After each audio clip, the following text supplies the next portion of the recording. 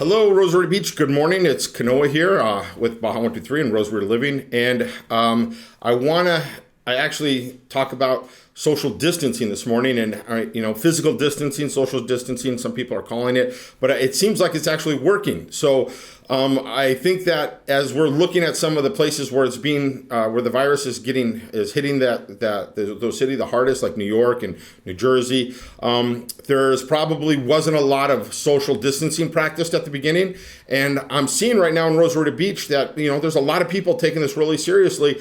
And I think that's a good thing. And I think we could get ahead of this. And the more that, the word gets out and the more that people realize that, gathering together and stopping the spread of the virus, it's going to be better for our city in the long run. So I want to encourage everybody to have their best practices, to not gather in groups, to social and physical distance. And what a great place to be able to social distance. We're in Rosarito Beach. I mean, we got all these beaches, we got the mountains, we got the hills, we got all kinds of stuff to be able to go outside and actually enjoy the outside and not to be together in groups. I've even seen people in walking around the parks, as individuals and not as groups, and there's all like people riding bikes, there's people surfing, there's people paddleboarding, there's people just like I said, I think one of the favorite things is just walking along the beach by themselves.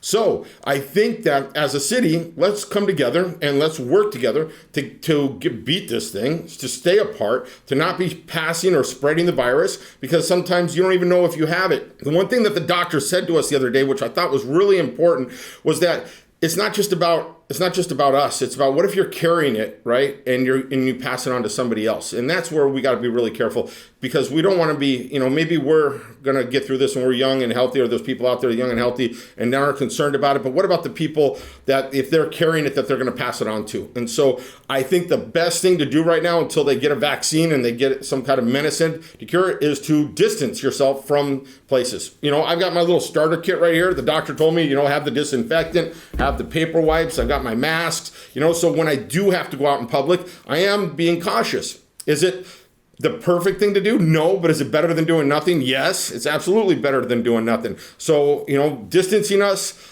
being precautious, not being naive, and paying attention to how and what we're doing. I want you guys to think about, if you're touching money right now, there's probably, exchanging money is probably not a really good idea. There's probably money's going and touching a lot of people's hands, pumping gas. Like, one of the cool things here in Mexico is we don't have to pump our own gas. So, I know in the US there's talking about grabbing the gas handles, and those are like things, but even doors and going to the OXXOs and all those things, just be conscious of what you're doing. My mom messaged me this morning. She's in Colorado. They sent out an Amber Alert, a stay-at-home Amber Alert to the people in Colorado, at least where her area is. And, I don't know, we don't have an Amber Alert type system here in Rosarito Beach, but we are, a really well-connected community. And I think that, together we can say, hey, let's all have this physical and social distancing, and let's all get through this and be safe and healthy. All right, until the next video, you guys, my heart goes out to